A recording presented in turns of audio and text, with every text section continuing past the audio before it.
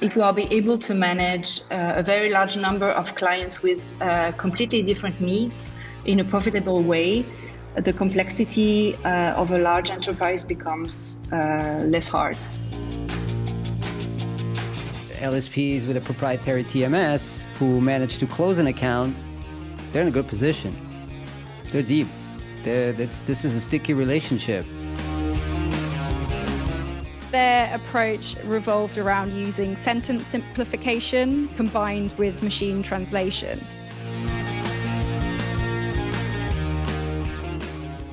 Hey, and welcome to Slator Pod, this year's final episode. Hello. Hi, Florian. Hey there. I'm going to go off on a holiday soon. Oh, that's nice. Where are you going? I'm not going to leave Switzerland. That's as much as I know. Nah, usual mountains. Very nice. What about you? Holiday? London? A holiday in London, yes. Holiday if you in London. can call it that. Well, yeah, time off, not working, but not really a holiday, yeah. Oh my God, yeah. Well, you know, next year, around that time, it'll be all different. We'll be running around, taking planes. I'll be sunning doing Zoom myself on a calls. beach somewhere, eating turkey sandwiches on the beach. That is a good plan. That is a very good plan. And by then we'll have, I don't know, maybe 85 episodes, maybe 90, because right now we're at 52. So that is an entire year's worth of podcasting if you do it on a weekly basis. Amazing. And we also have an amazing guest today. We have Isabelle Andrieu, the co-founder and chairwoman of Translator. They also do MateCat, ModernMT, and then there's something else she's going to talk about today to us on the VC side. Today, we will be talking about the top 10 stories of the year, according to Slator.com. And basically, we'll pluck out 5 stories each from our top 25 stories by traffic this year. So it'll be revisiting some of the big stories because news flow is drying up a little bit. Nobody probably is going to do a big transformative M&A heading into the holidays, but who knows? I think it's going to slow down a little bit. We do have a couple more in the pipeline, not more funding, not M&A, but let's see. You never know. Yeah, won't give it away.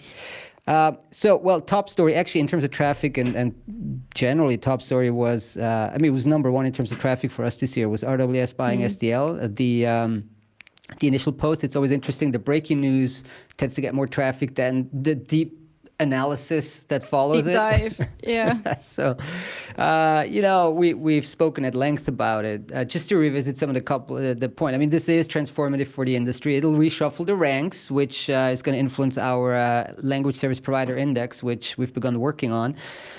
I think it's going to have an impact on the overall competitive environment a little bit in the industry because, there's concentration in certain accounts. Maybe that presents opportunities for some companies to get a little bit of additional business from certain big buyers. But also on the flip side, they're going to, win some accounts that probably previously weren't possible because they've, basically covered the entire span now with also a lot of the tech, the regulated verticals, etc. And year one will be so interesting in terms of what they're going to do.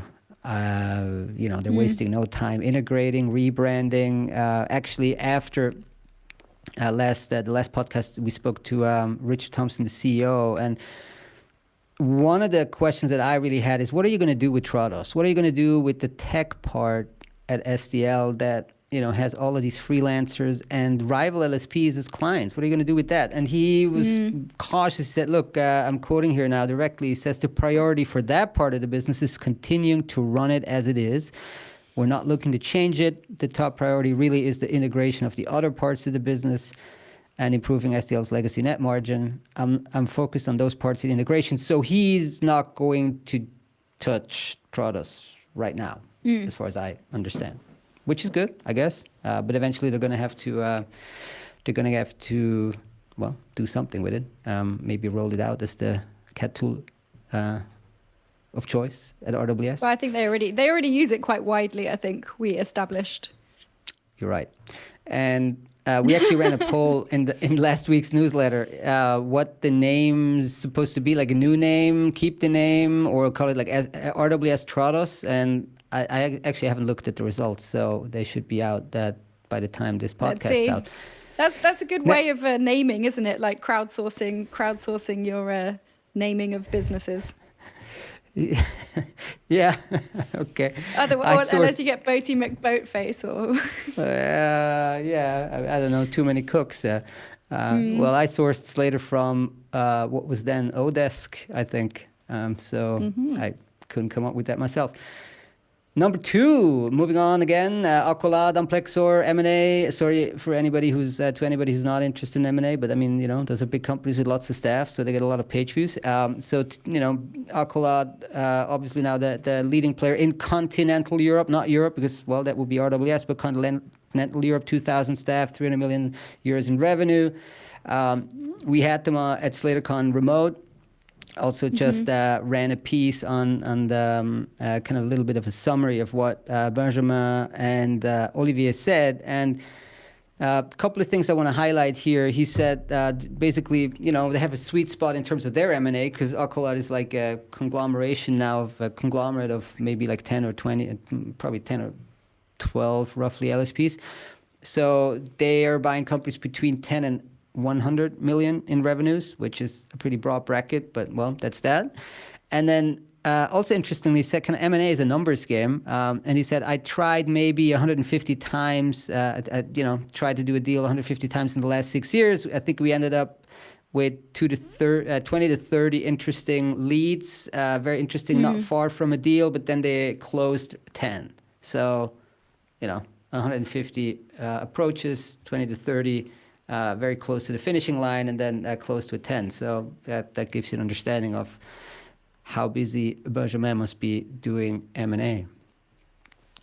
Far away from France and M&A, number 3 on my list, and probably number 5 or 6 on the overall list, was when the translators in California won the exemption from AB5, that gig worker bill that was rolled out by, I don't know, I'm sorry, I don't want to get into California politics, but that really wasn't well thought out.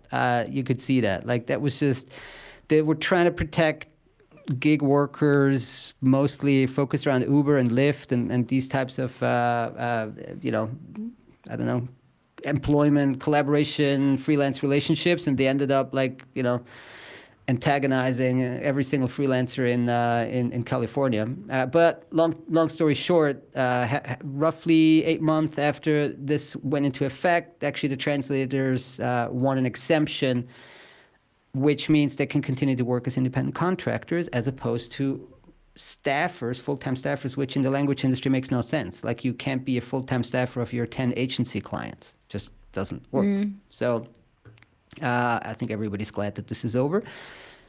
Number 4 on my list, I love that. I actually love the title. I think that was the story by that you wrote, Esther. It says, LSPs sue Canada Translation Bureau over polluted translation memories.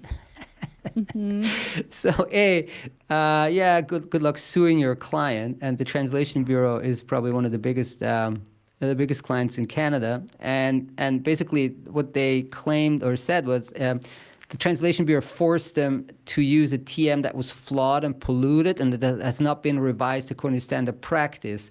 So it takes more time to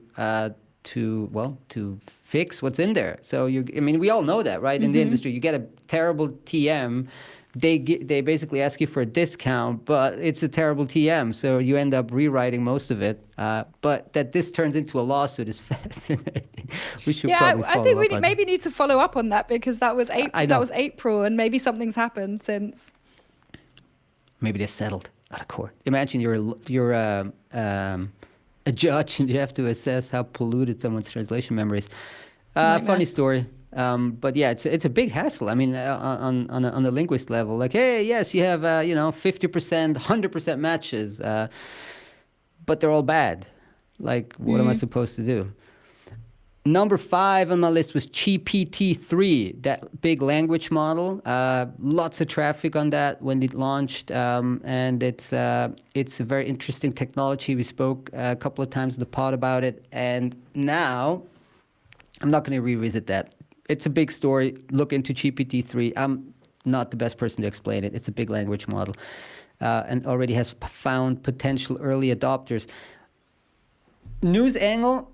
Just yesterday, Google AI posted a blog around that they looked at how these models, and in this case it was the predecessor GPT-2, actually may end up leaking personal and confidential information because it's trained on these large data sets, and whatever it sucks in, it may actually then recreate and accidentally leak by generating text. It may accidentally leak information that wasn't supposed to be in the public domain.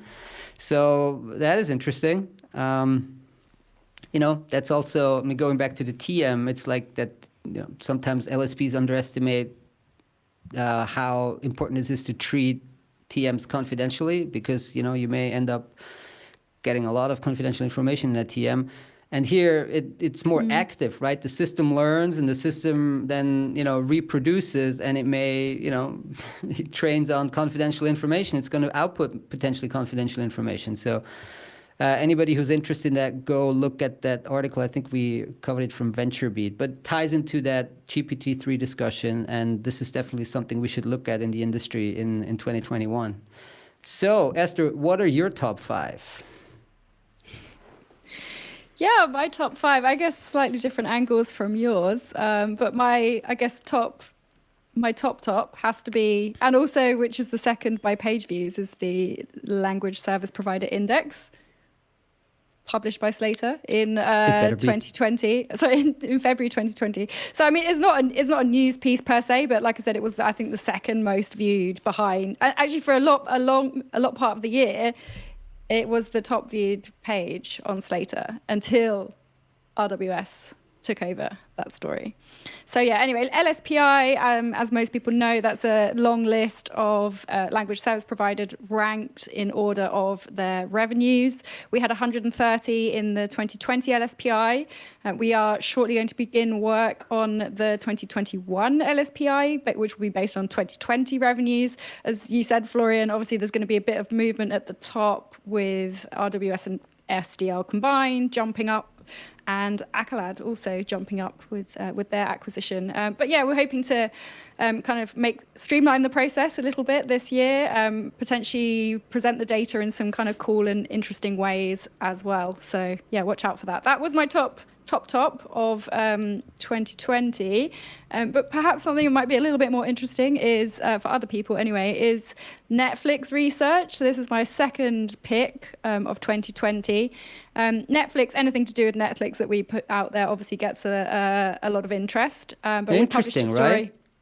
Like Netflix, I'm almost tempted to play that and add more Netflix stories to our editorial, but no. Yeah, okay. Which one is this one? Which one got a lot of traction? This is to do with a research paper that they did on machine translation and subtitles, or use of machine translation for subtitles.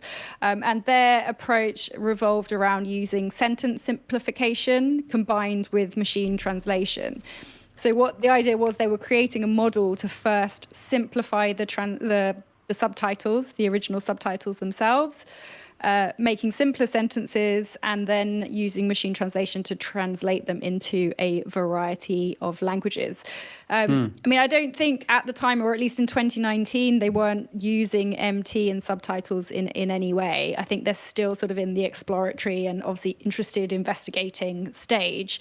And I think this is why it's interesting, really, because it's obviously signaling. It's not the research per se that's interesting, although I'm sure it is, but it's more signaling where Netflix is going to go, or is hoping to go with some of its research and some of its production of subtitles. They saw some improvements. They don't want to do the iFlix that Chris talked about, where it was fully empty and they had to backpedal immediately because it was poor quality, right? Yeah, exactly. And there's been a lot of discussion, I think, like at media and entertainment industry events and things like that, about how to responsibly, ethically, safely start to potentially use machine translation within subtitling operations. I think we'll be the first to potentially explore the use of MT, but then obviously dubbing as sort of a next frontier, I suppose, to try to break through. That was my second top pick of 2020. Number and that was, three. I think, around number 5. Number 3, Well, also linked to LSPI and the growth of LSPs. So I think we did a bit of follow-up analysis of the performance of LSPI companies based on their 2019 performance. I thought this was interesting, again, as we're sort of closing out 2020, looking forward to 2021 in more ways than one. But yeah, we analysed the growth rates of companies within the LSPI, within the segments of challengers, leaders and super agencies. So all of the companies that were above 8 million in revenues in 2019.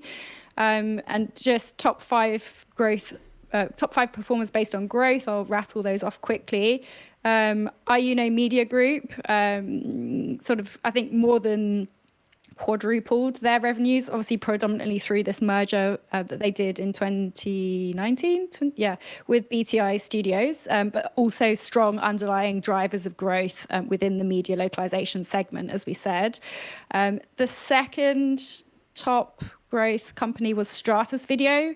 And again, this is going to link to my fourth pick, but they doubled in revenues through a merger with In Demand to around 120 million. Then you had Summer Linguae, and obviously we've spoken to Chris on the podcast before, some good growth through M&A there to around 21 million. Dubbing Brothers, another media localization company showing strong growth, around 66%. They grew also through M&A, partly. I think they acquired a German dubbing company, and they're around 85 million now. And finally, in the top five growers was Language Wire. And this is based on their actuals from 2018, because obviously they acquired Explanation in late 2018. So they grew about 54%, 2018. It's just crazy how... sorry. Yeah? It's crazy how some of that seems like ancient history, but it's only, I know. a little more than a year ago. It's like Stratus Video, they've been acquired ever since, and it's been a long time. But yeah, but things happen fast though, don't they? I mean, especially with Stratus, they grew in 2019 through that merger with the rival interpreting company In Demand, and then only a few short months later, they are acquired by AMN Healthcare, which is incidentally my fourth pick for a top story. Yes. That is interesting, because it's not really... No, we don't have to delve too much, but it's interesting that it got so much traffic, because it's, we're not like core, like the healthcare interpreting space. We cover it, we have a report on it, but it's not our core demographic. So it's interesting that this will get so much traffic. Well, now it's... it was in January, I think it was kind of top of the year. So maybe everyone was kind of off work and, hunting around for news items, who knows. But yeah, that was obviously one of the biggest deals, an important deal of the year. And I think I picked out this one as well because it was also a private equity exit. So Stratus Video was private equity backed before, and they then got acquired by this external trade buyer, AMN Healthcare, which I think we've seen a couple of those type exits and seeing slightly more of them as well. What's the final story, number 5 on Esther's top list? Yeah, well, I thought I'd go in a different direction for this one, but this is a buyer feature that we ran earlier in the year for ASICS Digital. Which, we literally ran it. No, we ran it. Yeah, good one. Because they have the Runkeeper app, which I think is, hence not to explain your joke, but yeah, for those who don't know, ASICS Digital also has an app. I think it's the biggest app is called Runkeeper, and it's like a sort of Strava-esque thing, I suppose. But anyway, I found... all right. No, I don't know. I don't run. No, I don't know. I use Strava. I don't use Runkeeper. So okay, go on. Okay. No, I mean, this was particularly interesting, I think. And we had a really fascinating interview with their director of localization, Alessandra Benazzi. She outlined some of their operating model for localization, some of their key challenges and takeaways. I think it was actually referred back to when we did a different buyer feature with somebody completely different. They were referring back to something that she'd said. So I think, she's got some really excellent points here, actually. But just to tell you a bit about what they do at localization, they have their Runkeeper app available in 12 languages. They use external LSPs for a variety of services like transcreation, copywriting, etc. They currently work with 2 global LSPs, a number of regional LSPs, a TMS provider, and Lilt, they told us, for machine translation. But I think that really why this was of interest was around the TMS piece, which I think has been kind of a common theme for 2020 in more ways than one. But Alessandra said that all of their vendors are encouraged to use the centralized TMS. And her sort of her underlying belief, or their sort of fundamental belief really, was that using one LSP's tools ties an organization to the provider. So regardless of the provider's promise of supporting vendor neutrality, that was a quote from her, which I thought is nice and kind of maybe sums up some of why TMS is getting a lot of traction and also with customers. Also why, I mean, if people are asking me, I would say LSPs with a proprietary TMS who manage to close an account, they're in a good position. They're deep. This is a sticky relationship, because if you have to extricate yourself from a TMS and from, the service side, then it becomes a big project. So it's quite sticky. Interesting. I wonder also why we obviously always ask who they're using. I wonder why they didn't mention the TMS, but did mention Lilt by name. So that's interesting. Indeed. All right. Well, that was our rundown, the top 10 stories, a selection of the top 10 stories that we ran in this year. I doubt bar any monster news piece, I doubt that anything's going to break into the top 10 in the last 2 weeks. So we're heading over to Isabelle now, Isabelle Andrieu, but before, from Translated.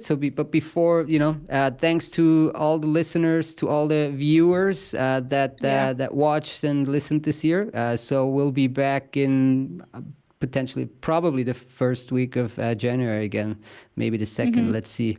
So thanks for tuning in, and, check out the second part of this podcast as well with Isabelle. All right, cheers. Thanks.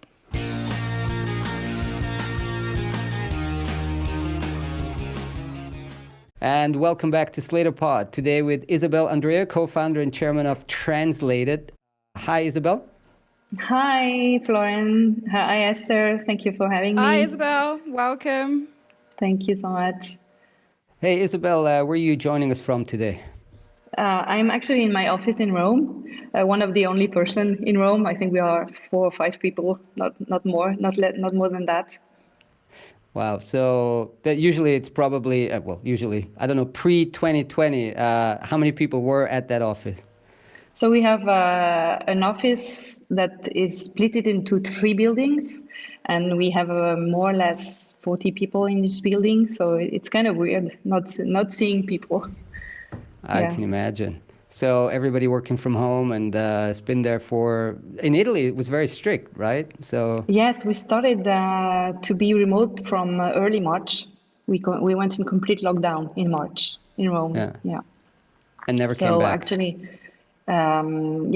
it's been back and forth because the production is now split into the buildings.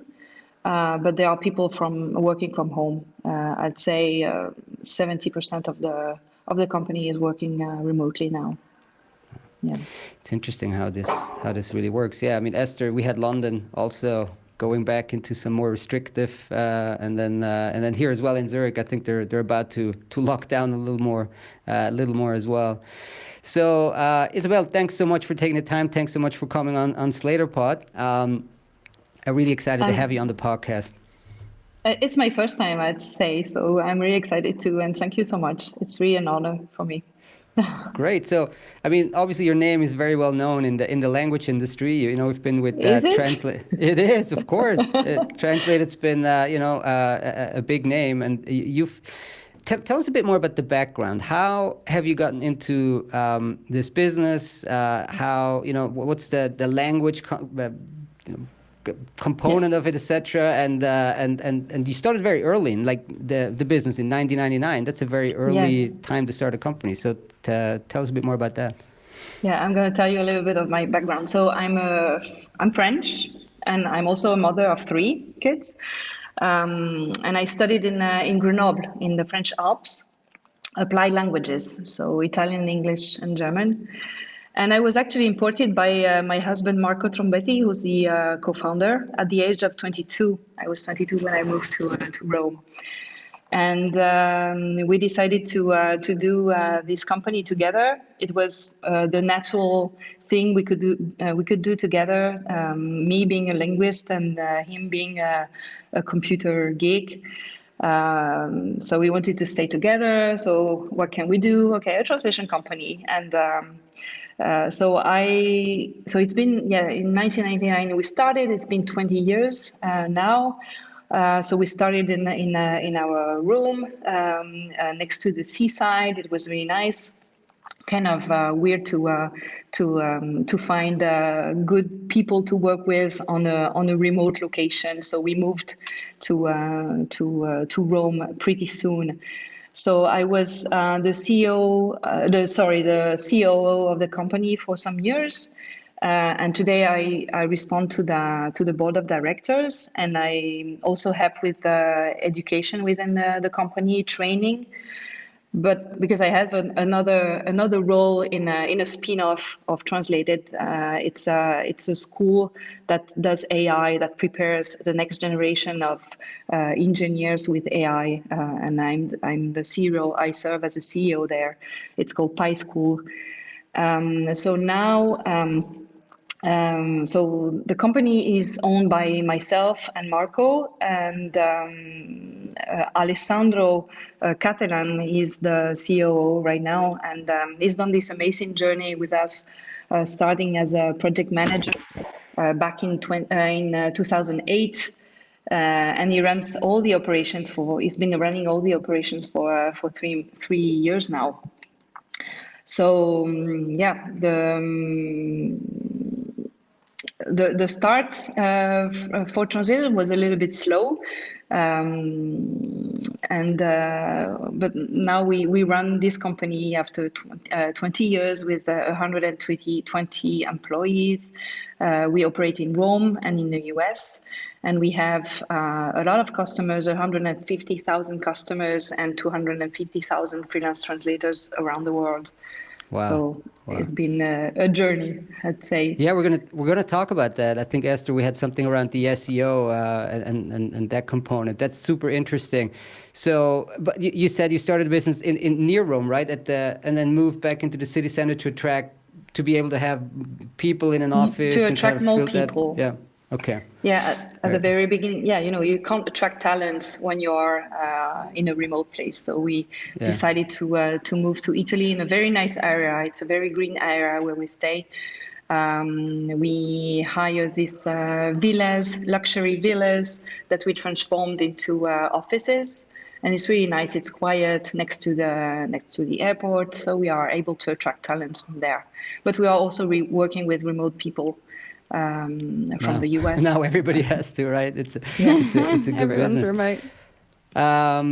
Very, very interesting. So let's talk a bit about the challenges than this year, right? So how has 2020 been for you guys? I mean, you have this huge client base, so you have a very good insight into what parts of the language industry probably are doing well, which other parts have struggled this year. So tell us a bit more about, from a client side, but also operationally for you as a company, how have you managed this so far very tricky year?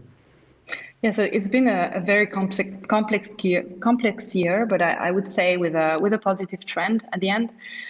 So as I said, in March, we went in complete lockdown, and after 2 months, we lost 30% of our revenue. Dealing with small and medium enterprises, a lot of companies decided not to work with translations. But we immediately set up 2 main goals. One goal was that nobody would go in intensive care and in the company, and no one would lose their job.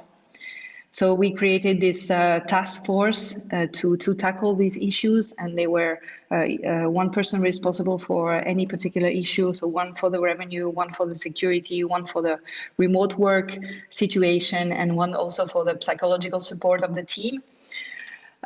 So we managed this like that. But what I have to say is that after 1 or 2 months, we received an impressive amount of work that was really unexpected. And so the revenue went really higher than the best case scenario that we planned when the COVID started.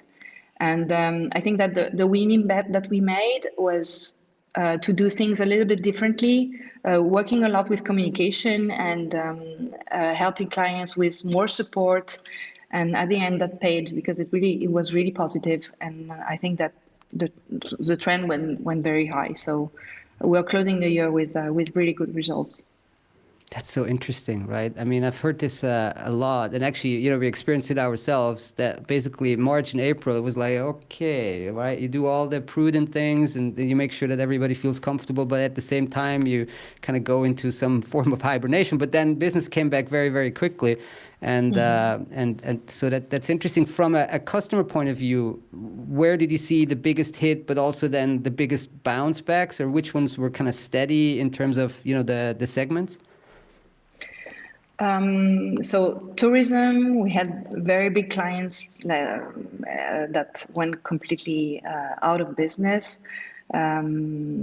Manufacturing was okay, and geographically speaking, Germany, all these countries were not really touched, and the business continued to grow. But at the beginning, there was this great need of communicate to people. So we had a lot of clients that needed that, and we had to give them a lot of support and increasing night shifts, different services that we put in plan to help them communicate more. So it would be interesting to come back to the idea of this enormously large client base that you have, because I mean that's a big number that you mentioned there, and I think Translator is also quite well known for using sort of SEO and the Google ads and things like that. So can you tell us a bit about the profile of these sort of smaller, maybe ad hoc, long tail clients, how they come into the business, and also what challenges, or how do you make sure that you're servicing their needs in addition to the needs of the larger customers? Mm-hmm. Yeah, so we definitely started as a long tail translation company. We had no money to invest in advertisement when we started. So what we did is that we started to position ourselves by doing reverse engineering with search engines. It was really easy to do with Alta Vista, Yahoo, and local search engines in 1999. But then Google came with PageRank, and it was no longer possible. But luckily, we had enough money to start advertising. So we attracted a lot of small businesses and individuals. But what is really interesting is that so it's really in our genes, the way we serve small and medium enterprises. And you get a lot of satisfactions when you help them going global for the first time. It's really in our culture, and I think it's going to stay for a really long time. Even though it's true that we've grown organically with the enterprise business, our long tail soul remains. And I think that if we are able to manage a very large number of clients with completely different needs in a profitable way, the complexity of a large enterprise becomes less hard. It's so interesting that you say that, because it's yeah, I mean, there's this other approach that people would say, well, how do you manage a big account? And like you have all these different features you need for a big account. But I would agree with you that managing a large number of small accounts is probably more challenging and make money with it, right? Exactly. Because when you get all these big volumes, you can optimize process. I mean, big volumes from big accounts, you can optimize the processes, structure it, fine tune it. With small clients, it's a little harder. But So how do you manage this though? How do you ever say no to a job? Would anything be too small? Do you have like minimum charges, or like how do you avoid that it just becomes this kind of nightmare? Has the tech become so sophisticated for you to just that a lot of it is automated already? Yeah, the technology within the company is really sophisticated, so we're able to respond to very small chunk of words, and I don't think we ever say it's not the no culture is not in it's not our culture. So because we managed to optimize all the processes, it's not a big deal serving small requests. And okay, so that's kind of the SEO would be, in a sense, the marketing, and Translator's been very, very good at marketing. How about sales, like direct sales? Is that something, do you have 10 or like a dozen direct salespeople on staff, or is that something you're saying, well, we don't really, we do everything inbound mostly? Yeah, so I have to say that we're a product company. The main strategy is that we design product and services that people want. You have to know that until last year, with 100 employees, we didn't have any salespeople.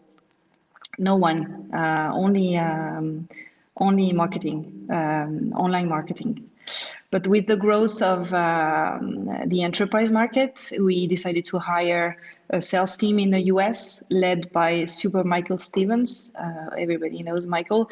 And he's also known as CC, Christopher Columbus. If you ever receive an email from Michael, you'll see that there's a CC at the end of his signature. Because he was the first one to go in the US market for Translated. So that's the funny story. Yes, our salespeople, there's a few team, and they look more like evangelists rather than salespeople.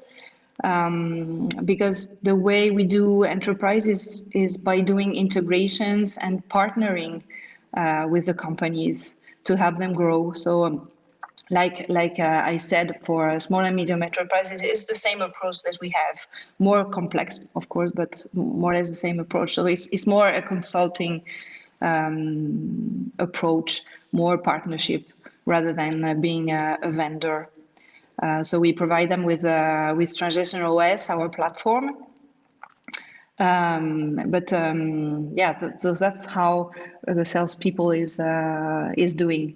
And in terms of communication and marketing, we are planning big things for next year. So in the next quarter, I can say that there are three main goals that are going to be live. First of all, next week, I don't know when this. Can we stop? I don't know when you are going to register or to push this out. Next week we're gonna release a short movie that is called Lara. It's a lovely and incredible story about this little girl that speaks all the languages in the world. And the movie was done in Salina. It's a small Sicilian island, so this little girl, she has the gift of languages, and she's more or less she represents a little bit people from the industry. So we are Lara, project managers are Lara. Also globalization managers that help enterprise go global, they can definitely refer to that little girl. So it's dedicated to all the people that work hard to make people be understood, and it's going to be presented next week. Next week. It will be next week because our turnaround is very quick, so this will be out tomorrow. Okay, cool. So we're recording this on a Thursday, and we'll push it out on a Friday. Yeah. Okay, good. And the second thing that we are preparing for communication and marketing is a translation study center directed by a brilliant journalist from Luca De Biase. He's an Italian journalist. He produced, Imminent is the name of the project. So we will produce an annual report that speaks about the power of language. So this is the second thing that we're preparing. And the third, which is bigger and more exciting, even scary, I would say, I cannot disclose. That was a teaser. That was a real teaser. It's much more. We'll wait and see. Yeah, it's much more adventurous, but we are preparing that in Rome and San Francisco. So stay tuned. See there, a good marketer. They know their marketing. We'll stay tuned. Cool. Drop some breadcrumbs, just a little teaser. Yep. So I think we actually ran so talking about your client base and things like that, we ran a buyer feature earlier in the year with Airbnb, who was mentioning that they work with Translated as the global language services vendor. So I'm just interested, really, if you're sort of given the setup of your sales team, how does an opportunity like Airbnb, or how does a new customer, let's say, that comes in like Airbnb, how do you move that opportunity through the sales funnel and close? So it's a different management approach, more complex, and moving to enterprise has been a real challenge for our project managers and accounts. We had to hire new positions, such as solution architects and such like that, and we had to. So to respond to big enterprise, you have to be very efficient with processes and work on quality and bring quality. So for us, it's been a big win because even if the model is different, as I said before, when you adapt to small and medium enterprises, treating large enterprises is easier. So again, we treat them as partners who are a consultant company. We work in total transparency with them. For instance, with Airbnb, we hired their entire translation team, and they let us run their business in total transparency. Everything was disintermediated. But they are still charged per word, so it's really interesting as a model. Well, that's not going to get any less busy. You hired their. Sorry, I was going to just clarify. So you hired their translators. Is that what you said? We hired not only the translators but the entire translation team within Airbnb. Yes, oh, wow. Internal. Yeah. Goodness. It's a great company to work for right now. What a comeback they've made. I mean, it's absolutely. Going IPO last week it was. Yeah, and after one day they were doubling the value. It was crazy because there were a couple of companies that actually pulled their IPO after Airbnb went public. Not because, usually you pull it because you think there's not enough appetite, but they were scared that they were going to leave some money on the table if they go public now. So they need to increase the initial IPO valuation because, Airbnb essentially doubled on day one, right? So, well, good luck working for them in 2021 when the world will go back to travel at some point, including hopefully us. So, yes.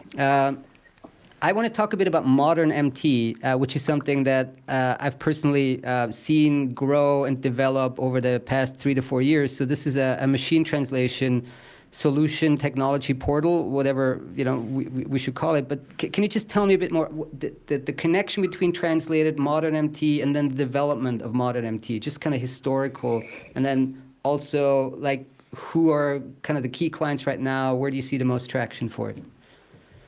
Okay, so ModernMT, so as you said, it's a machine translation that learns from corrections. And it was a little bit the natural continuation of MateCat. So we decided to partner with our scientific partners, FBK, to release the technology. So it has two main good things. The first one is that it's it has the ability to consider the content of the whole document you're translating. And the second thing is that it continuously improves by learning from human corrections. It's available in 60 languages, and we use it internally in Translated. But we decided also to make a spin-off of ModernMT that generates business with small buyers, such as translators, and big enterprises as users. I cannot disclose what the big enterprises are, who they are, but there are a lot. And yeah. So FBK, it's going very fast, yes. Sorry, I'm not sure if I pronounced correct, but FBK, that's the Research Institute in Trieste, right? In Trieste, exactly, yeah. Exactly, which was also our partner for MateCat. Interesting, and one of the people in the team, I think, the leader is with Amazon, Federico right? Is Amazon, yes, exactly. Wow. That's how it goes. No, yeah, very interesting solution. And what I like as a very former translator is the adaptive part where it learns from you. So, which obviously helps you avoid, or the system helps it avoid, mistakes, repeat mistakes, etc., and learns. So where do you see, just very broadly, we don't have to go into too much detail, like the kind of the human in the loop model, the productivity of a translator, like the embedding of it in your organization specifically, like, in terms of going from purely word-based to more of an hourly payment approach and kind of a much more interactive way of working with MT? The benefits you can see are definitely on large accounts, and I think it impacts. So using ModernMT impacts on the quality in general. What it does, it helps the translator avoiding doing a lot of research. They are more aligned if you have a collaborative team. They are more aligned with what the client wants. And you avoid correcting again and again the same mistakes. So the style and terminology are maintained in the document. And in terms of volume, I think it's not really the volume that is really impacted, but because at the end, you can definitely increase it a little bit and go up to 5,000 to 6,000 per day. But the most important is the fact that suggestions given by the machine are already in line with what the client expects. So it allows a good productivity supported by the machine. Yeah. And what about for clients? Do you think that generally clients are becoming more mature in the way that they're thinking about machine translation? What kind of trends are you observing on the client side in the areas of machine translation adoption and localization maturity generally? I can speak for Translated. So the maturity we have among the clients is very variable. And we like to work with clients that have the need to scale. They already have predictable timing. They need to expand. They already have process organized well, but still fluid. So that's the kind of client we want to work with. Yeah. So, sorry, what was did I answer well your question? Yeah, and I think just generally thinking about how receptive clients are to machine translation. Have you noticed a difference versus 2 years ago, 3 years ago?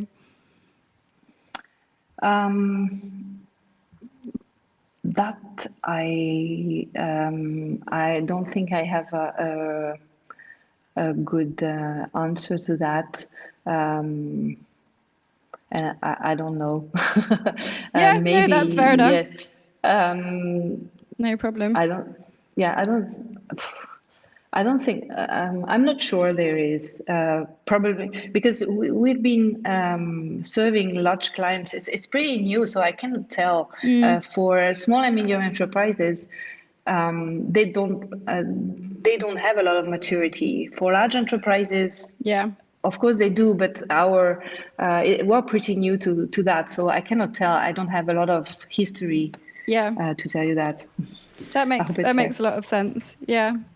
So let's talk about another subject that we at Slator love to talk about all the time is M&A, and we translated the lack of M&A, the lack of also like external capital. So tell me a bit more in this industry where everybody seems to buy everybody else, and you know the big tend to get bigger, and if you're relatively small, you try to sell. Like, I don't think I've ever covered, at least in my time at Slator, anything kind of a M&A transaction translated. So what's the thinking there? Like purely organic. What's the strategy there? It's pure. Yeah, so we are the two owners, Marco and I, and since 1999. So we discovered venture capital very late. Once it was, we didn't really needed it. But as I explained a little bit before, we are makers. We like to make things. We don't like to consume them. And we don't like to buy things. But I promise that if we will find something that is better than what we have, then we will buy it. But for now, it's not planned. Okay, you're saying buying, but why not turbocharging your growth by bringing in on some external capital, if that's ever been a point of discussion? I mean, some are saying, hey, you know, I want to grow even faster. Why don't I bring on some private equity, some venture, etc.? I mean, if it's been a great ride so far, then maybe there's no need to change, right? Actually, there are a lot of things going on, and we're going very, very fast. Also, maybe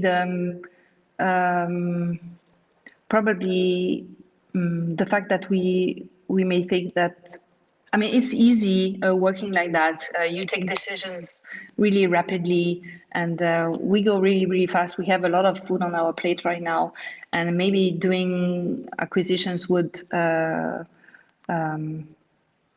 it would not be that easy for us to manage the company. I mean, it's really smooth right now. So having other members on board probably will slow us down. I don't know, but it's been our philosophy. Everything's going very fast, and we don't have really a lot of time to. And as I said, we are makers, so. I like it. It's refreshing, right? It's refreshing. Sometimes we're geeking out on all that corporate development, M&A stuff, and here it is, like, hey, we're builders. We just want to build. You know, things are going well. So, yeah.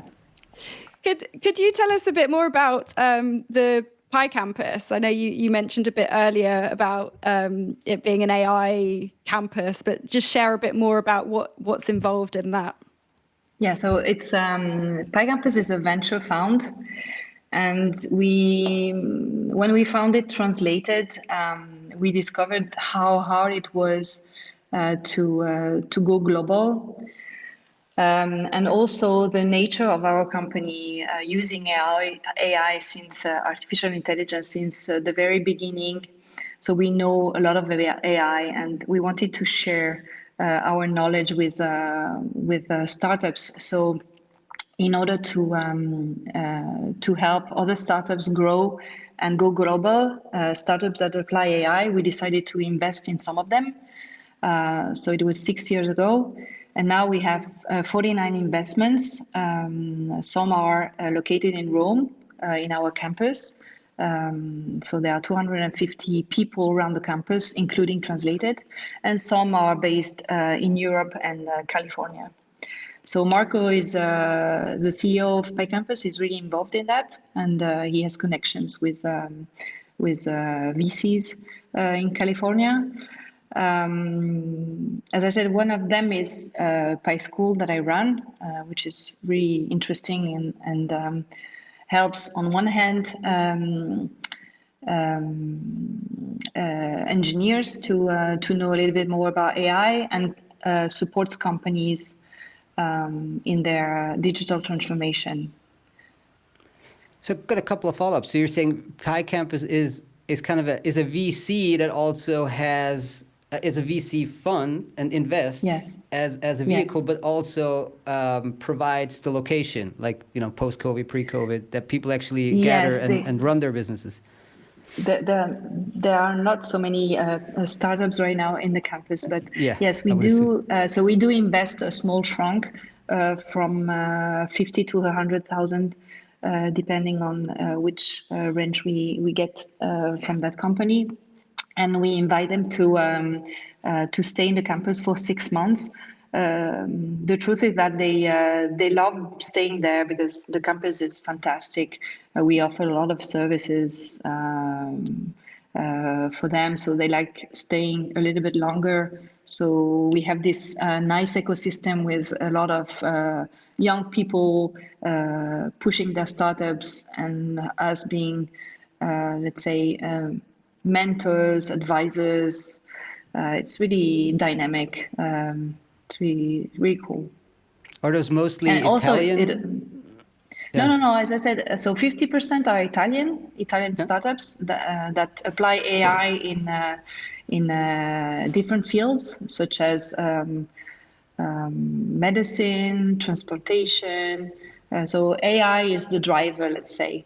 And 25% are European and 25% are from California. Wow. Okay. That sounds very interesting, and it's again, I guess that's also answering the question why no M&A. I mean, that's a lot to juggle. You have on the one hand, you have Translated as the business, then you have this one, so there's a lot to do.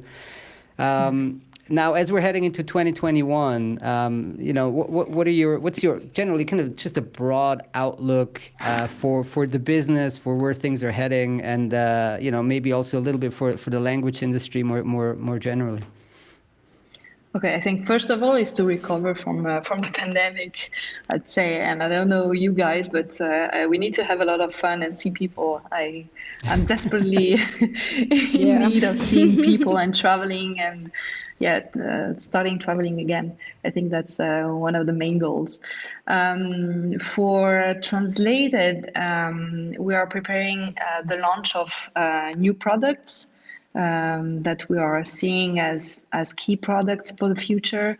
There's this trend about there are more and more content, video content, and there is nothing really out there in the language industry that really supports translators to be more productive. And we are preparing some products regarding this. So these are planned for 2021. We are continuing growing enterprises, and it's expand on more large accounts. The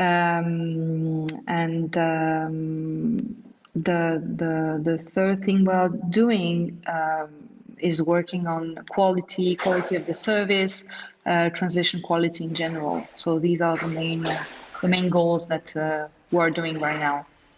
Top 3 goals. Yes, and then on our side, we're also planning to maybe at some point bring back in-person events. So then I'll definitely send you an early invite, and hopefully we can meet in person at some point. Isabelle, this was fantastic. Thanks so much for taking the time. Thank you, guys. Thank you. And join us. Thank you so much. All right, take care. Bye-bye. Talk to you soon. You too. Bye-bye. Bye. Good to see you too. Bye.